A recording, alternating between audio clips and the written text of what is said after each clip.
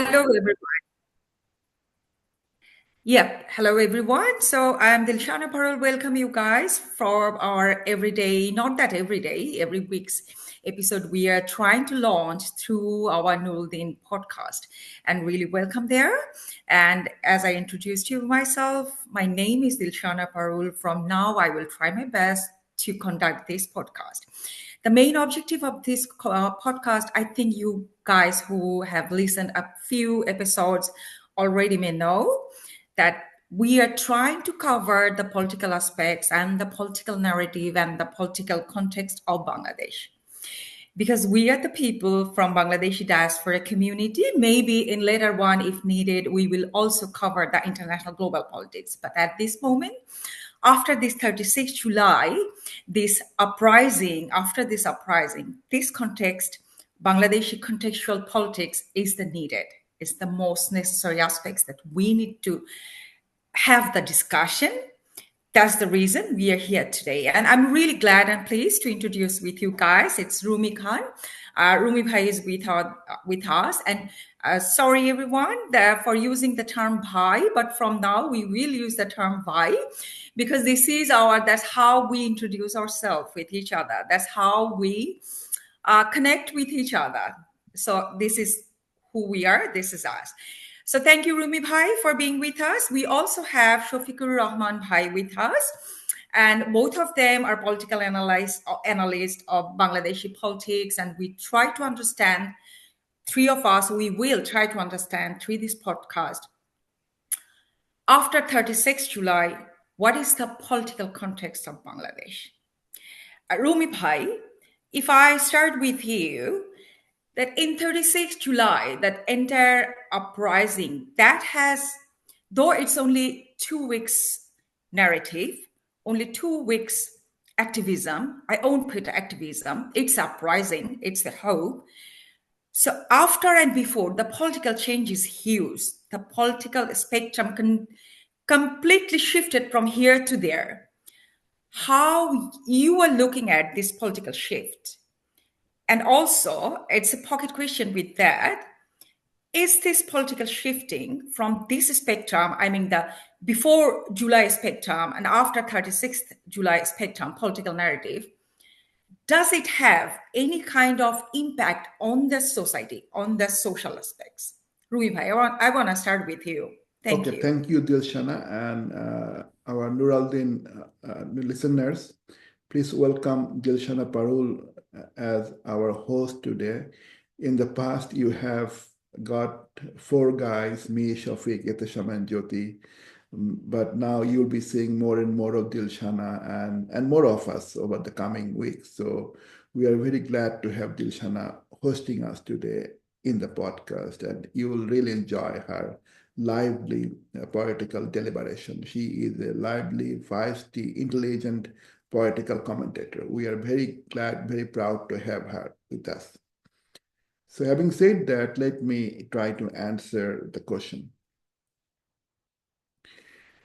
I will go back to a scenario a few days after independence of Bangladesh in Dhaka, 1971, December.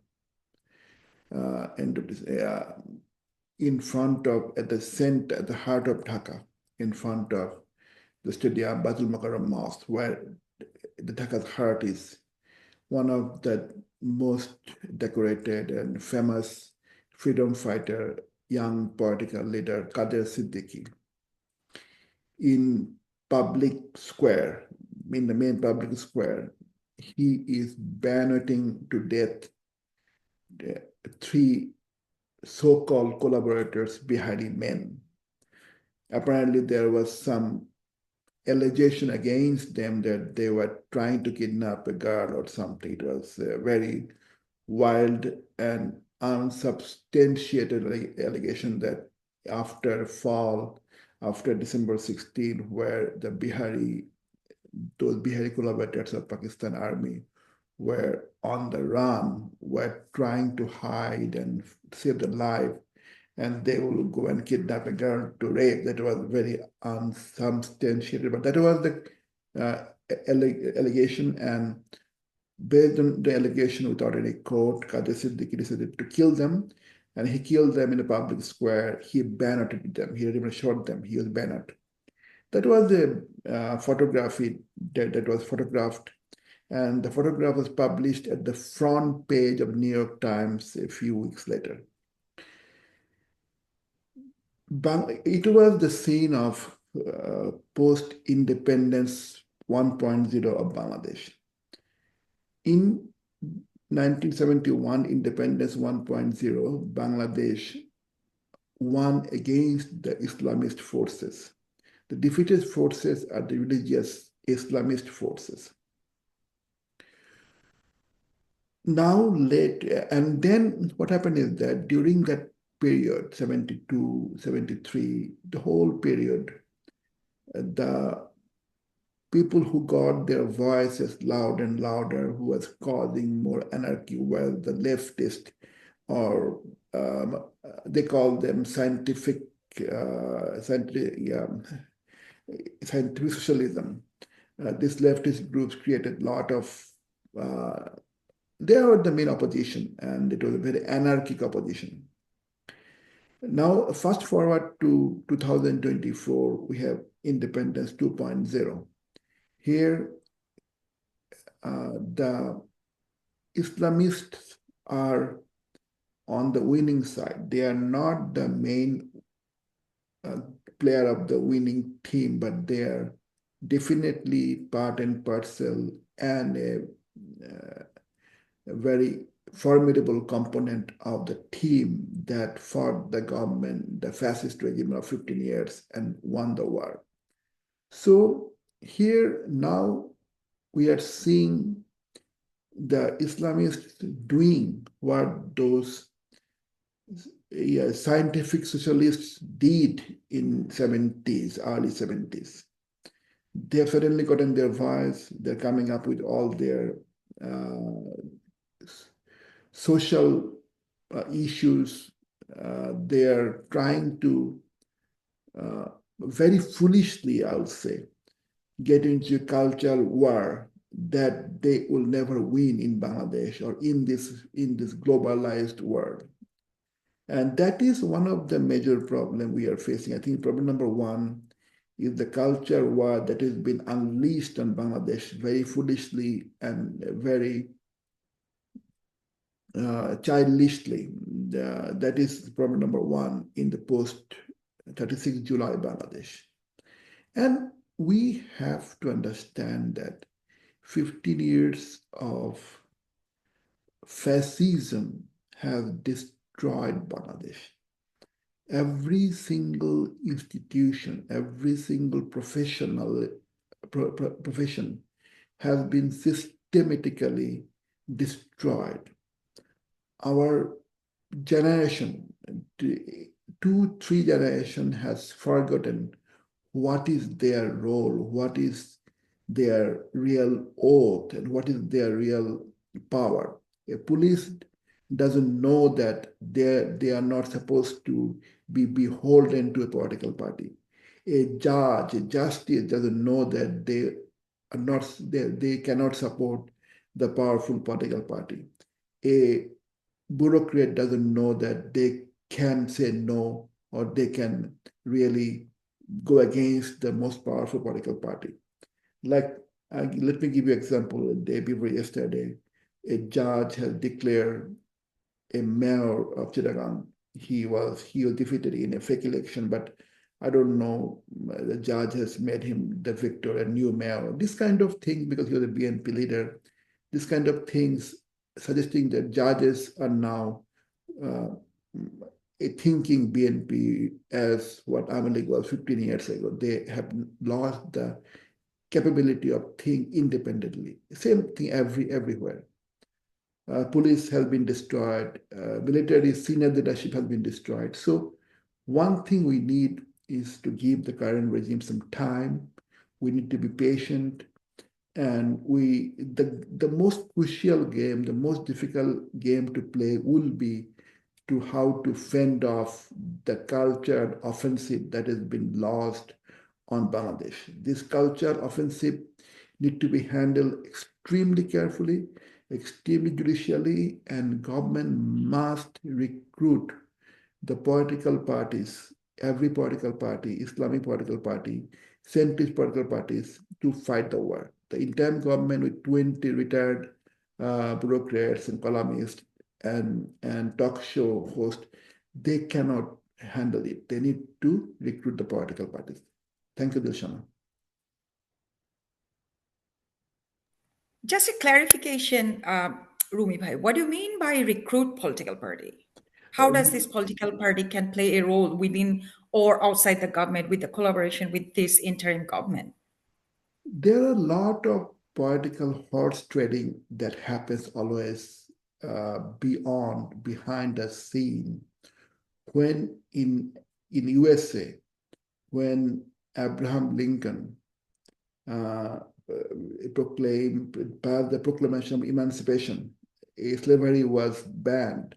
It required certain number of Congress votes, but behind the scene, he did all sort of horse trading. What I mean recruiting them is mean that talk to them and talk to them off record and seek their help and tell them the danger of going in culture war and get them into confidence, forge an unofficial partnership with them.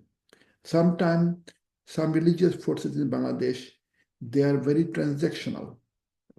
Last 15 years, Awami League government, Hasina, especially after Shapla Chattor, Hasina contained the political parties by two ways. One is by brute force, and one is completely by transactional politics. They give money, land, and donation, government grants to different major power broker, and that's how they kept them quiet. I feel, by recruitment, I mean that talking to political leadership off the record, getting them to work, or give them responsibility, or talk to Islamist parties, go into some sort of transactional partnership so that they can stay quiet and they can tell them it's not our job. Let us do my job, do election, and one elected party come, let them solve your problem. My mandate is not making Bangladesh Islamic Republic. My mandate is to give you election. To make Bangladesh Islamic Republic is something an elected government can do. I cannot do. This kind of recruitment means to forge a partnership of the record on the record, whatever way they think best. Thank you, Rumi bhai. Shafiq bhai, if I go to you, Rafiq bhai, Rumi bhai has raised or bring out one thing like cultural war. Definitely after 36th July, in Bangladesh political context, it is a concern. My point will be to you, how concerning is that? Let me reminding you, there is I won't put it as a behind the scene. Frankly speaking, this is now the frontline scene. We can see the online, offline is flooded with the misinformation, disinformation, and propaganda with the Indian media, mainstream media, online media, also including the fascist regimes, the digital wing, the propaganda wing, they are also super active. So these are the dimension. If I put it in on one plate to you, Ropik Bhai, so there is a scenario of misinformation, disinformation generated from somewhere. Another, there is a rumor or authenticity, I don't know, because I don't have the evidence that maybe some sort of, or we can't even see that in a Bangladeshi field level, that some sort of behind the power is working to push or pull the Islamic sentiment of, in general, Bangladeshi people on the field and putting in a situation in a vice versa, something like that. So if that's the picture of present after 36 July in Bangladesh, then how do you want to see this cultural war at this moment existing? Or do you want to put the word cultural war? Is this actually happening? Or the social unrest? Is this the regular phenomena of after one uprising? How do you perceive that, Shafiq Bhai? Over to you, please. Yeah, Thank you. I wouldn't say that's a cultural war. Thank you, Dilshana. First, I sorry forgot to say that. And welcome to Nuraldeen. And hope to see you again and again, hosting like this. So I wouldn't say that this is like cultural war, but they're using of culture as a leverage. We have seen the worldwide that culture and identity are the easiest issues to manipulate people with. It's just not Bangladesh or like an underdeveloped country like Bangladesh. Even in USA, even in India, in other places, even in Europe, everywhere we see that the culture, identity, these issues are the most easiest issues that politicians use to gain their leverage or push their agenda. And certainly, like Muslim issue, Islam issue is the world's most sensitive issue since 2001 and 9/11 2001. And India has been using that before, and it has worked before. We have seen through like international media, international politicians, and all the talk that it has worked. Behind Hasina's longevity, there was an issue of this, like a threat of Islamic revival, Islamic extremism in Bangladesh. That threat was used by Hasina and her Indian supporters, Indian patrons, like very apparently, very clearly. And when a tool is like effective, why discard it? Since that tool has been effective there, like before, they are still using it because they are master at this, playing at this. But there's again, there's it's not that it's entirely manipulated. There is of course something has changed in Bangladesh a lot. Like we have been under like Hasina's pressure cooker for at least 10 years if you disregard like the first 5 of her year like as like a somewhat democratically mandated, like at least since 2013. So people under in Bangladesh has no idea, very little idea of actual political strength or political freedom. So, and the 36th July or 5th August, as you may say it, is totally unexpected. It suddenly happened. Like none of us can say that they anticipated that this day will come even 20 days before. So after that, there was suddenly the lifting of the lid of the pressure cooker and like a newfound freedom everywhere. So everybody is trying to leverage this freedom to gain. We don't know exact composition of Bangladesh society is now because there has not been any democratic election or like a authentic poll in at least 10 years. So everybody is thinking that this is the time to show our strength, gain strength, because perception is the key.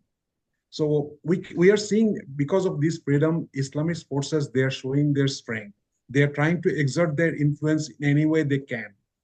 On the other hand, established political forces like BNP and other, those who are most to gain after this, through an election, they have become conservative, cautious because they don't want to radicalize people. They don't want to lose popularity. They're not sure what their position is currently now.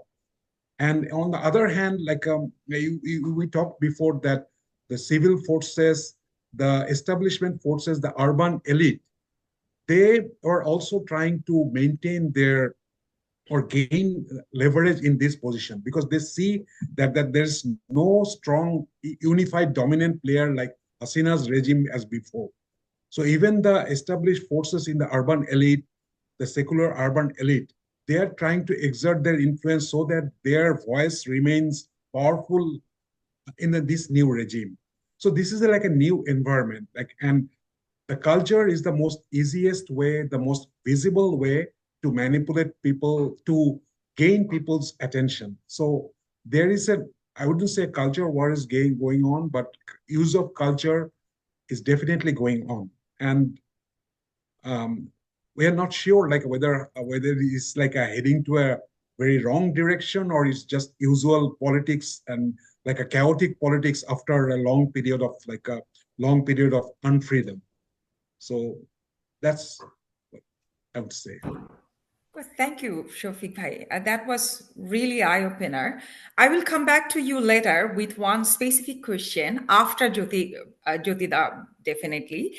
That's use the word urban elite. That is my another area of interest. I really want to understand the politics and cultural phenomena of this urban elite, and also how this urban elite of Bangladesh influencing our politics. I will come back to you later with that question. And before that, Jyoti Bhai, I want to go with you. That one specific question, as if we focus the after 36 July politics of Bangladesh, there are some states apparatus working on there. The safety security, if I put in there, that's one apparatus. The administration part, in Bangla, what we call the Amla, that one, the bureaucrats, the most significant part. It looks like that the most significant play is playing by this part, the bureaucrat, the bureaucracy. And the entire time, the entire Sheikh Hasina regime, that is one part was untouched, uncritiqued, and as it is, and as per my political understanding, this one single state apparatus has been strengthened so far. So if I relate to apparatus, like Rumi Bhai already has already told about the rule of the, the law and order, especially the, what do you call in Bangla, adalat, that part. But if I specify here, if we saw that in Parliament, 76% are the elite businessmen. They are not the direct politician.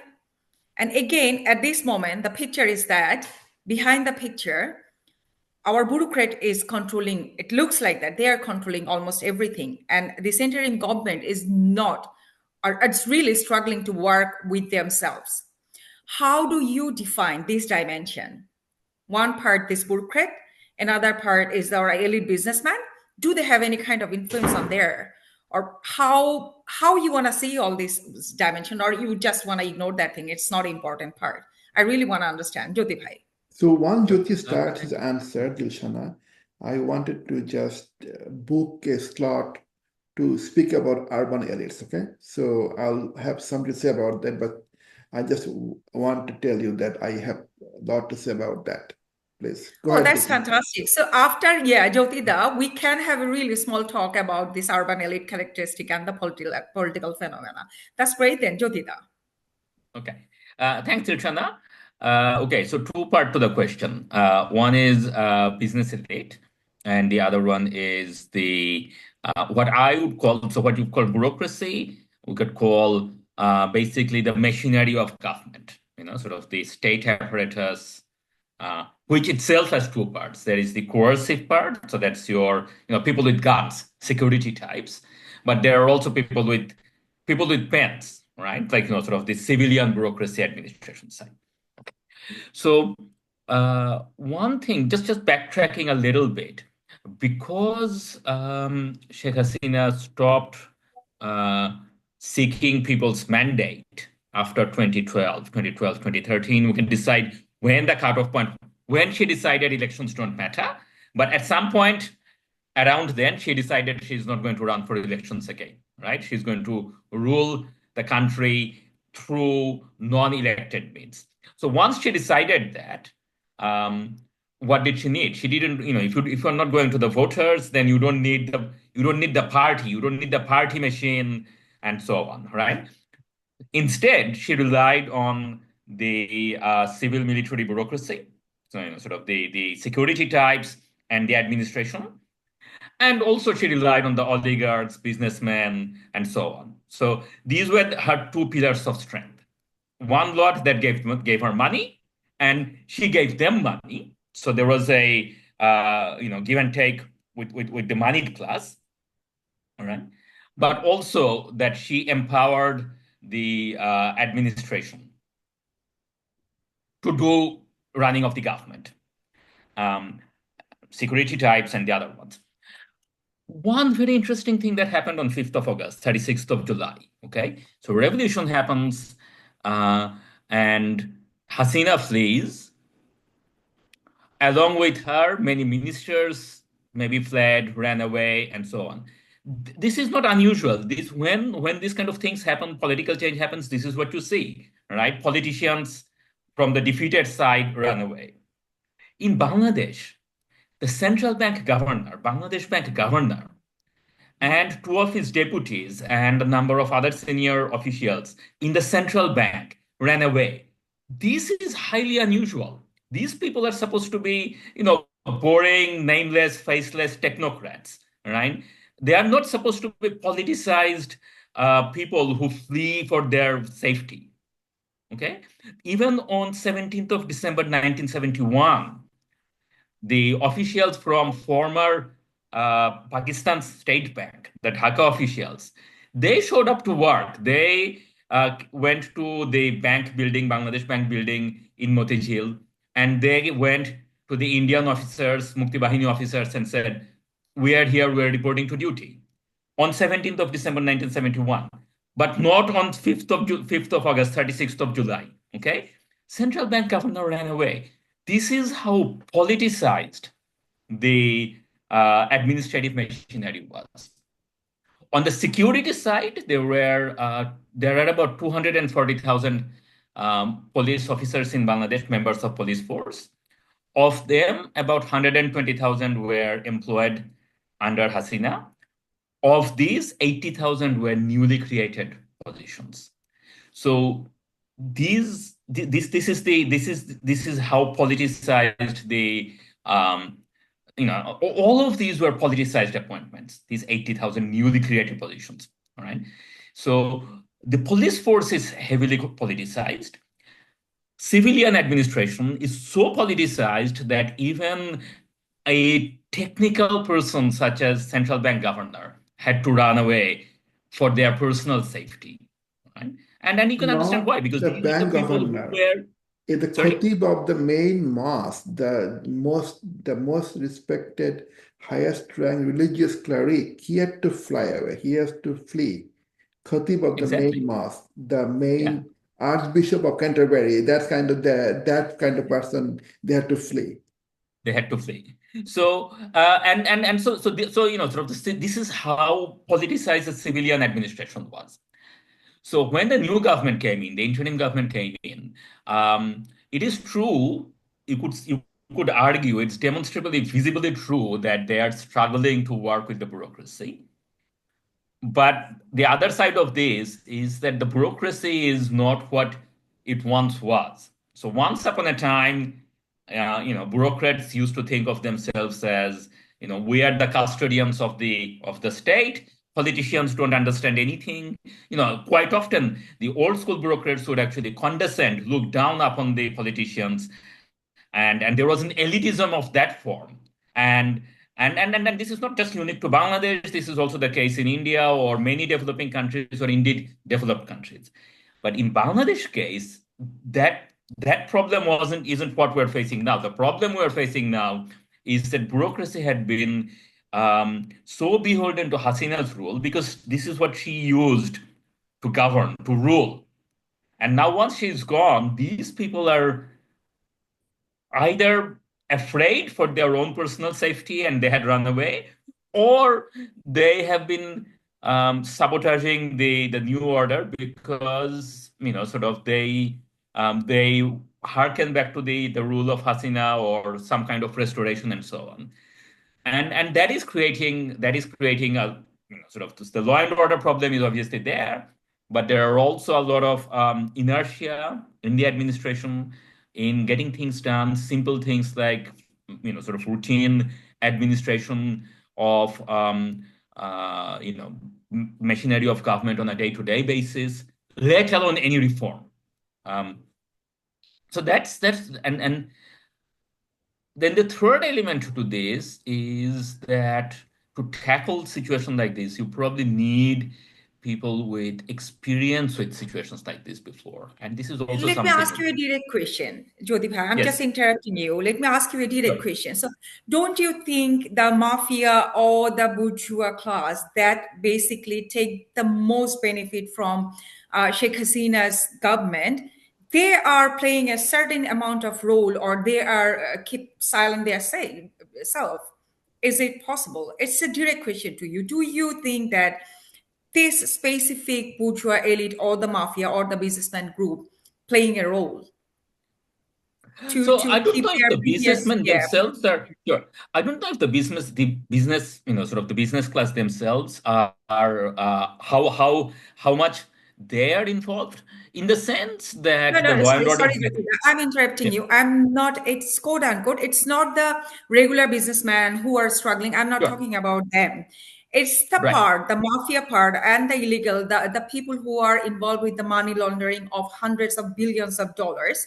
absolutely. Specifically, that Those, group of people, if I that group. mention, don't you think they will have their claw, or they will try their best to put on their claw on the government?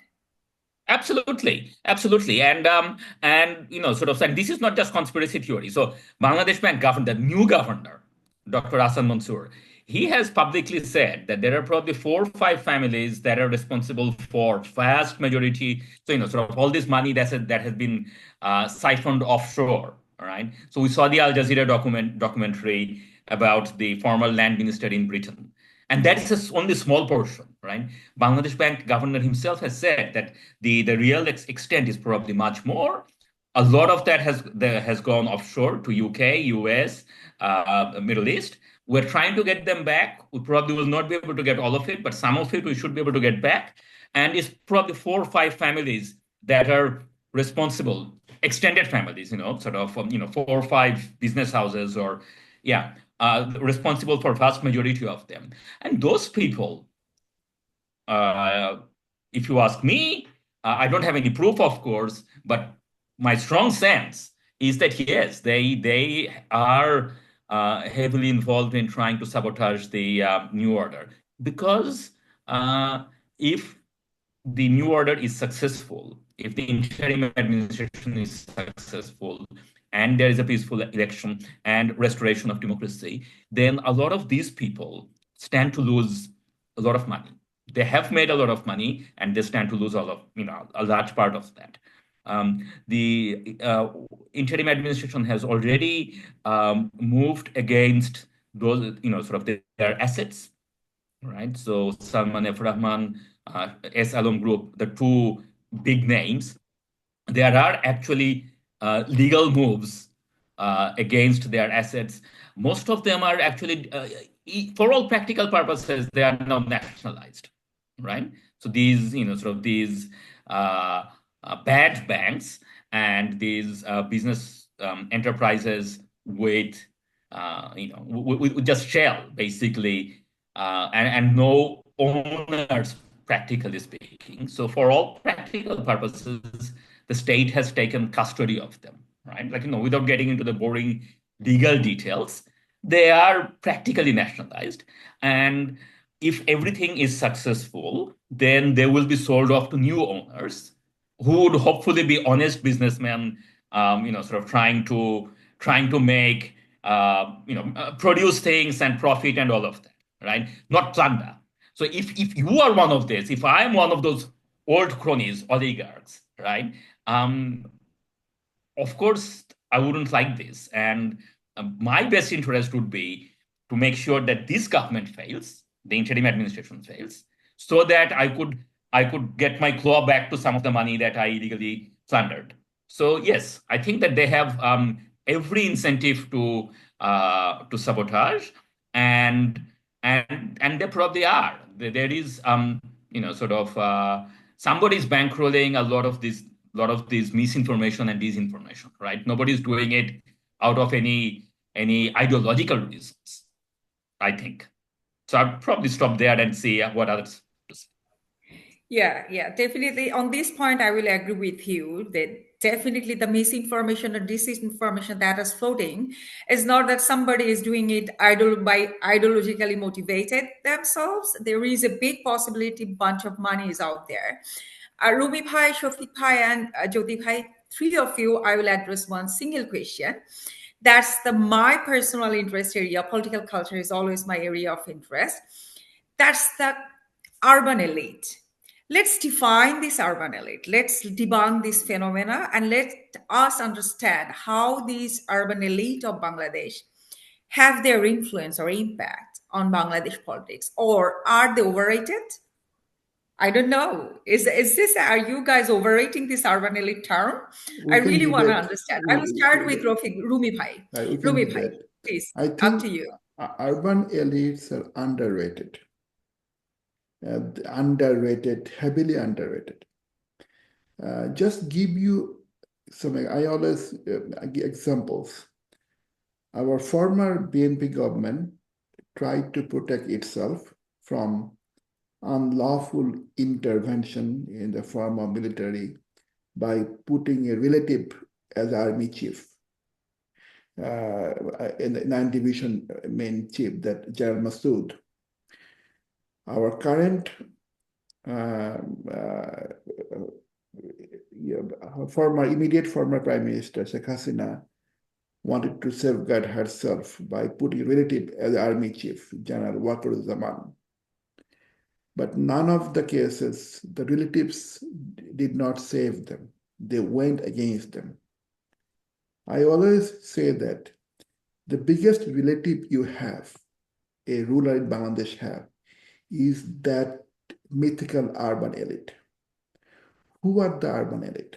I can tell you one thing, that if in this July-August monsoon revolution, if 10,000 BNP or Shibir workers were killed, Hasina could have survived that. The people around us would not have bothered much. Shapla massacre, and in one day, on the Saidi verdict day in Bogra, they killed 60 people. They've done many massacres day after day. But those are not the children, those are not of urban elite. When Black University kids came to the street, when MIST kids died and their friends' parents got involved, when a Melbourne suburban, non-political, apolitical neighbors suddenly started doing Facebook posts of angry political posts, you know that government has lost the urban elite. And the moment when you see there is a 2-mile long rally, Michil in Gulshan Avenue, or a mile-long rally in the most posh area of DOHS, Mirpur DOHS, then you know you have lost the urban elite. And when you lose the urban elite, you lose a few significant stakeholders. Most importantly, the military officers. The military officers are part of upper middle class. They are part of urban elite. Once you lose the upper middle class, you lose the military officers. That BNP lost before 1/11, that Hasina lost after July 16, 17, after mid-July. When you lose the upper middle class, you lose military officers, you lose them, you lose the business leadership, you lose the media leadership, and your fall become imminent. So I don't want it to make a comparison of that old story of the village school teachers compared to the one leg of the British officer. That British officer dog used to have a budget of, that was 6 times the salary of village school teacher. So he's told that I am less than one dog of that Sahib. So that was the old story. That's why I think the 10,000 lives of BNP or Shibir political activists may not be equal to, maybe equal to 10 lives or 1 life from urban elite society. So urban elites, they make and break Bangladesh governments. If you somehow can make them dumb the ruler will fall. Dilshana. Yeah, like especially I never thought the army, that part, as a part of urban elite. Frankly speaking, this is a completely new dimensional area because I always perceive or pick them as a part of our apparatus of the states, direct part of states. But at the same time, this is true that they are also, their family also part of the the social format or the community, the urban community part. If I put it that way, Again, I'm not completely agreeing with you only that specific area, Rumi Bhai. I really want to understand Shafiq Bhai. Again, I'm not agreeing with Rumi Bhai in terms of it's underrated.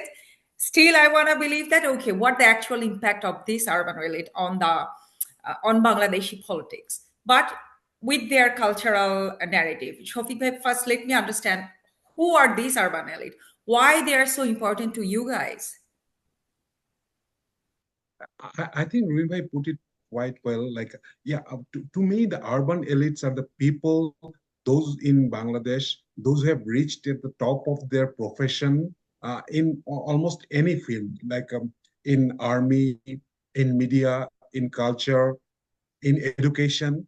Because when you go to Dhaka and you talk with people, one thing you notice that how much everybody knows everybody else, like how many people, like they are aware of their network, like they spell off names of like their in business community, in army community, like people in Bangladesh know names of like top 6, 7 generals quite easily who are in the army. But we don't know that.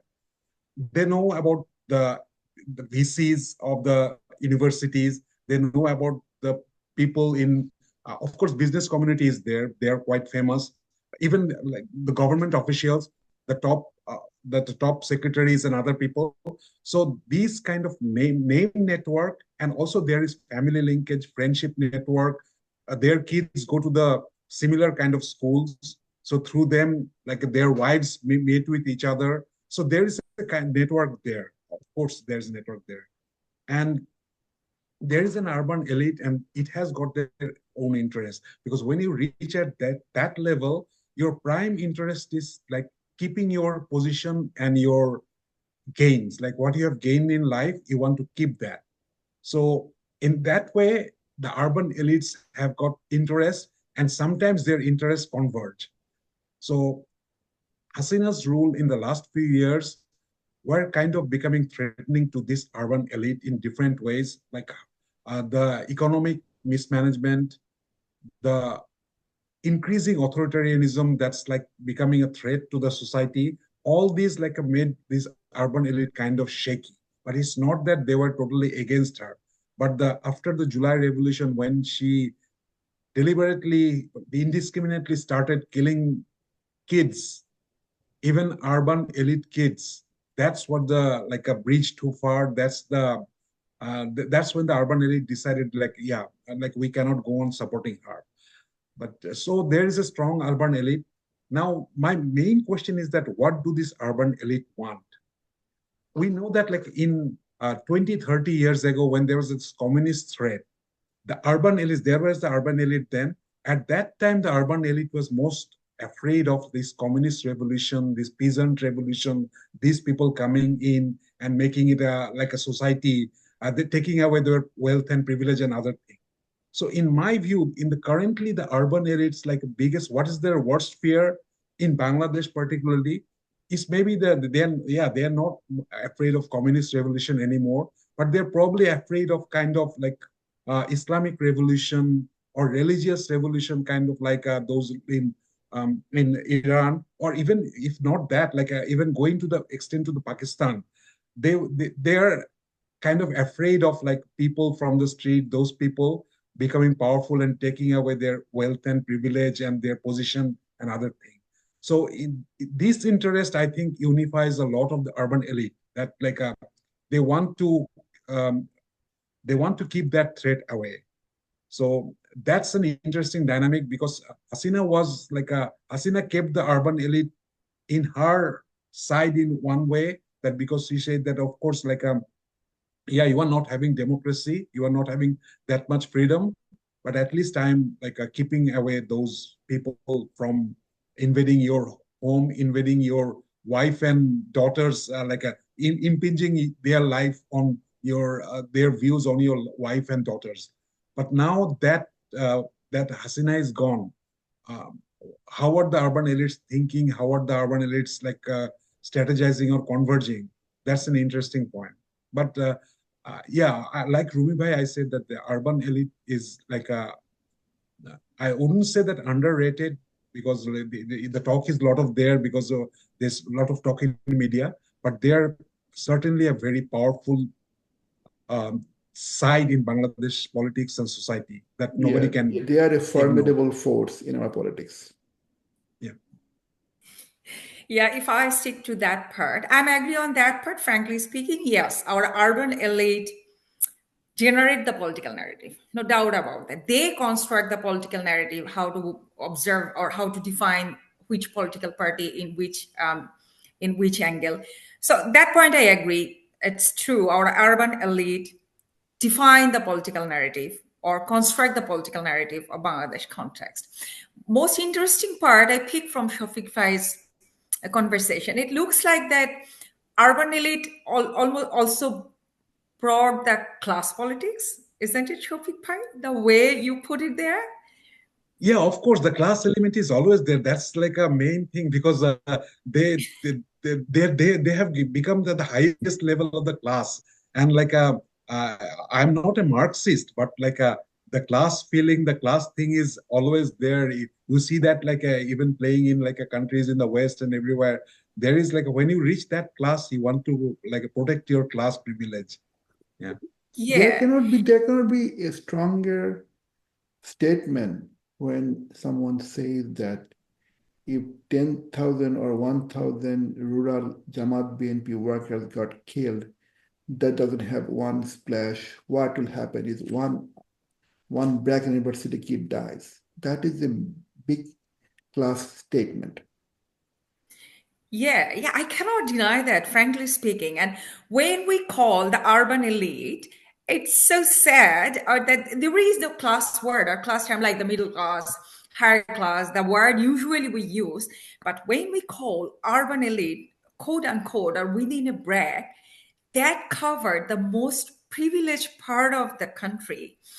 They're privileged in terms of so many things. So let me not talk that Yeah, much. Jyotika, before Jyoti yeah, comes in, let me add on one more point here.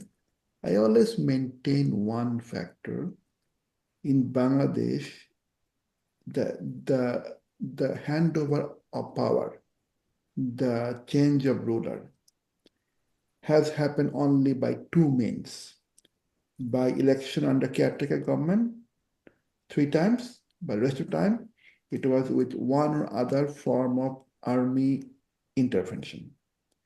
So 2024, we can say it was a mass uprising, but on the last 2, 3, 4 days, if army took a full motivated, like Syria's Bashar al-Assad type stand to safeguard Hasina, this movement even might have been somehow failed if army took a strong stand, killed more people. So army's role even played strong role in this change of government starting 75. And army in Bangladesh, they do not act alone. Whatever we can say, certain people can be measured, certain unruly officers, one ambitious man. Army does things, except the killing of Ziaur Rahman. That is the anomaly. Army does things when there is a consensus in the urban elite society. This government has to go. And same phenomenon has taken place for many years in other countries like Thailand, Turkey, Indonesia. They have similar experience. So army represents urban elites. The army makes government, army decides who will be ruling the country. That is a very sad truth we have to somehow agree. all right, so I'm going to Jyoti Bhai to you. Yeah, I'm agreeing in one point. Urban elite is a catalyst force in Bangladesh politics. So, what do you think, Jyoti? Is it a? I'm not putting that underrated or overrated. I'm admitting that it Sure. is a catalyst force. And now you define the phenomena or the other aspects or the impact of this urban elite. Jyoti Bhai. Okay, thanks. Okay, so let me start with the army point, and then I will also talk about something, relating to something Shafiq said.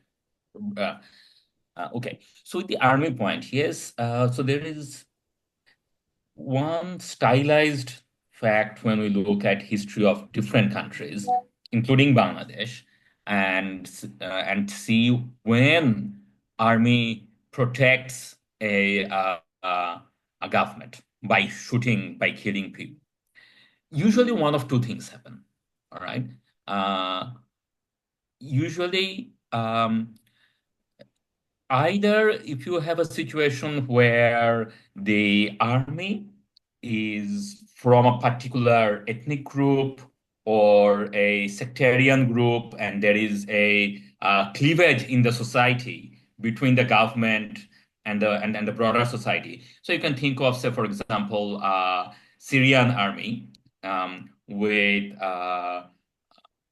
members of the Druze community and other communities that thought that they, sort of that would be, they would be better off sticking with the Assad regime, or Saddam Hussein's army, because it was a Sunni minority government against the majority Shias. So that's one kind of situation where there is an ethnic or sectarian element. And so, so people who are shooting the gun, people with guns, killing people, and people who are being killed, they're different. So that's one option. A different situation is where there is a strong ideological commitment by the army for the regime. So this you can think of, say, for example, the Beijing 1989, right? That the People's Liberation Army ideologically committed to the party rule, and they felt that defending the regime is more important than the lives that they were going to take. If these conditions don't hold, right, that that there isn't that kind of ethnic division or ideological reasons, more often than not, army backs off from killing its own citizens. So in Bangladesh case, obviously Pakistan army in 1971 had no ethnic and cultural affinity for the people they were killing in Dhaka, right? There may have been an ideological reason as well, ideology of Pakistan, but also the fact that people who were killing and people who were being killed did not have that common bondage. Right? In Bangladesh army, when asked to commit mass murder, are they going to be behaving like the Pakistan army? Are they going to be behaving like the ideologically motivated People's Liberation Army? Those things seem rather unlikely to me.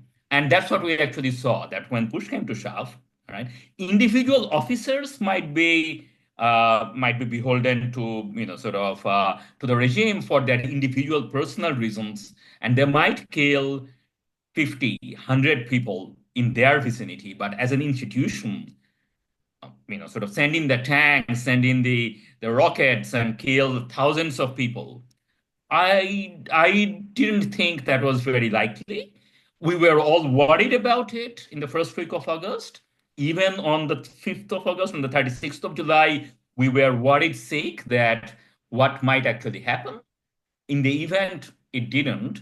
But now that we take a step back and we look from that kind of broader historical perspective, maybe the army did not commit mass murder in that extent because because of those factors I talked about. So that's one element, right? Now, of course, that doesn't mean that it was a peaceful revolution. It was by no means. Even by official count, we have lost 1,600 lives. Reality probably is that we have lost more than 3,000 lives. But the thing is that the killers did not have the force, the ability to do violence that the army does, because army's guns are much bigger. So that's the crucial difference, right? If the army was deployed and if army was willing to kill, maybe we would have 16,000, 30,000 more, sort of, and that didn't happen. Scenario would be different completely. Scenario would be completely different. No doubt Different. about that. Yeah. Yeah, I So can. that's one point. I had another quick point to make, now completely different, sorry, which is about the elites and elites. So Shafiq talked about the elite consensus 30 years ago about, sort of far left communist takeover and so on. I don't know whether Shafiq was actually being literal about that, but I would like to point out to you, sort of, there is a literature about Bangladesh.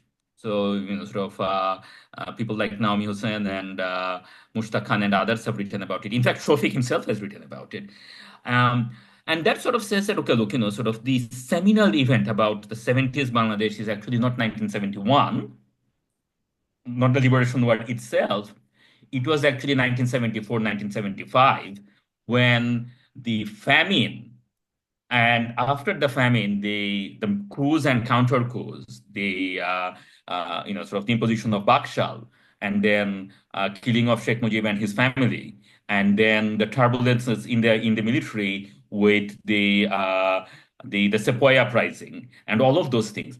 So basically, what we're looking at was a massive social breakdown, massive sort of the breakdown of the state, sort of total collapse kind of situation.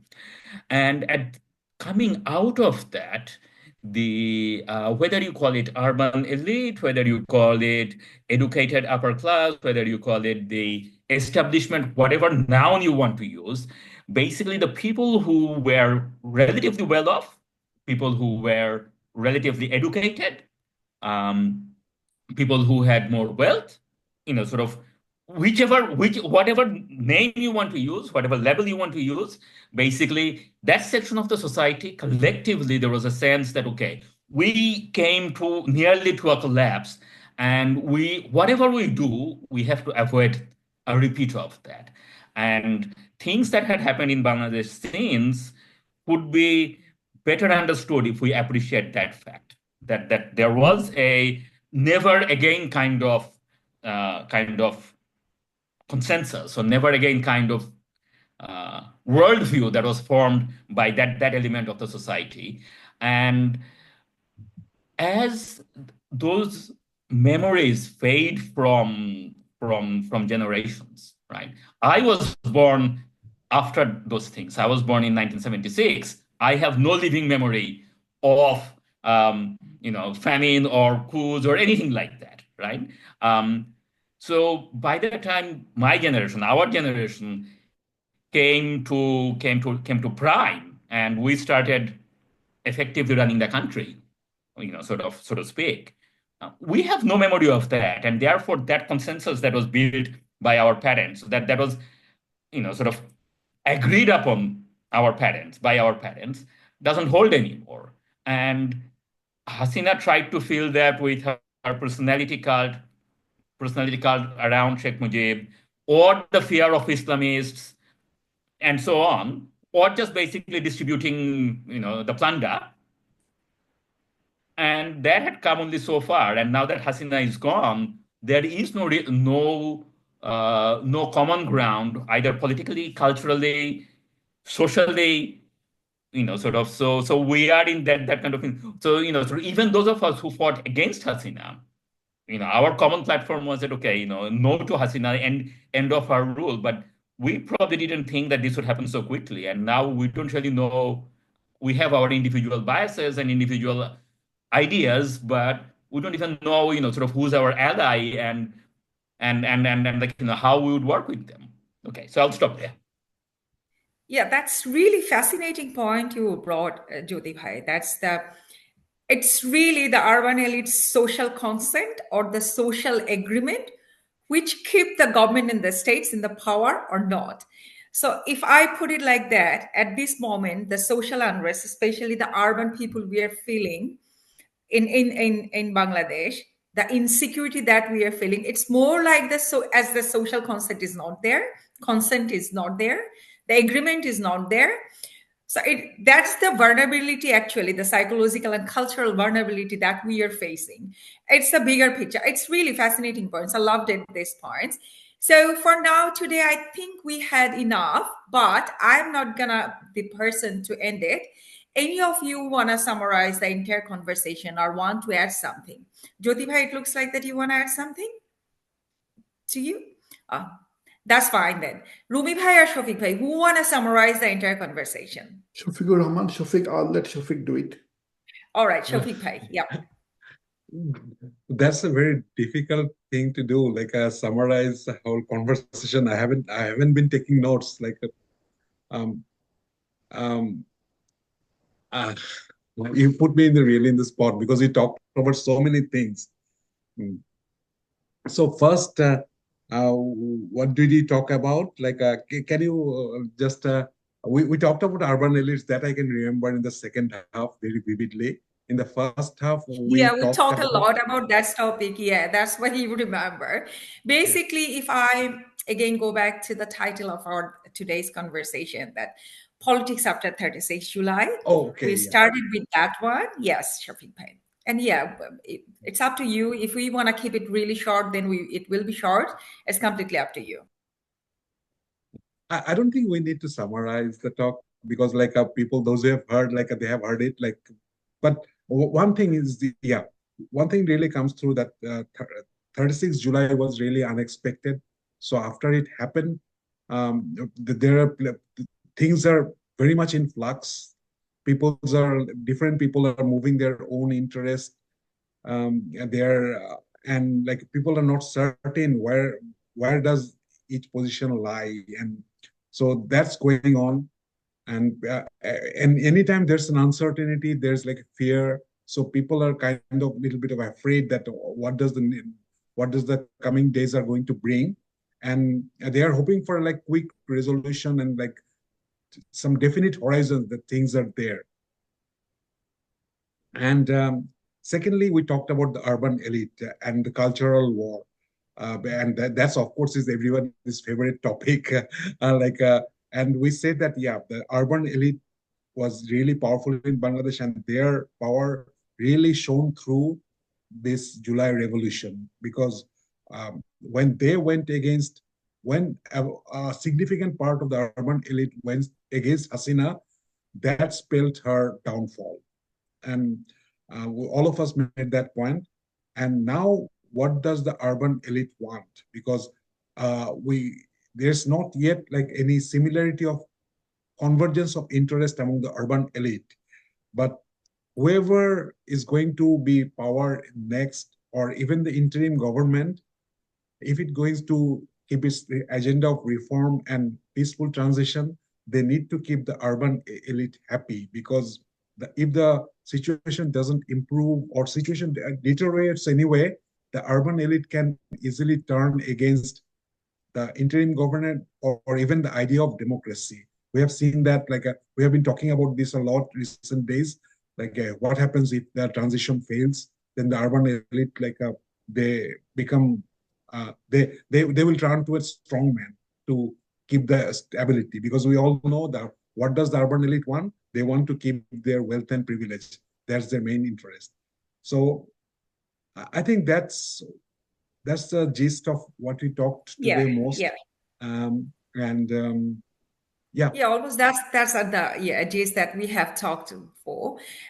Fortunate or unfortunate thing is that four of us here is a part of this Bangladeshi urban elite. Now we are in diaspora community, but we don't even know how to think beyond this urban elite. Maybe we are also carrying this urban elite thought pattern, this culture, the same thing.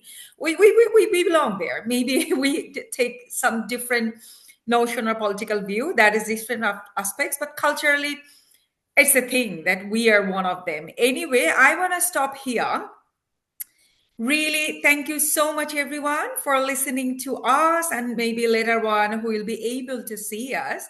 Hope to see you guys later with some other topic. Definitely the topic will be the political narrative of Bangladesh and the political context of Bangladesh.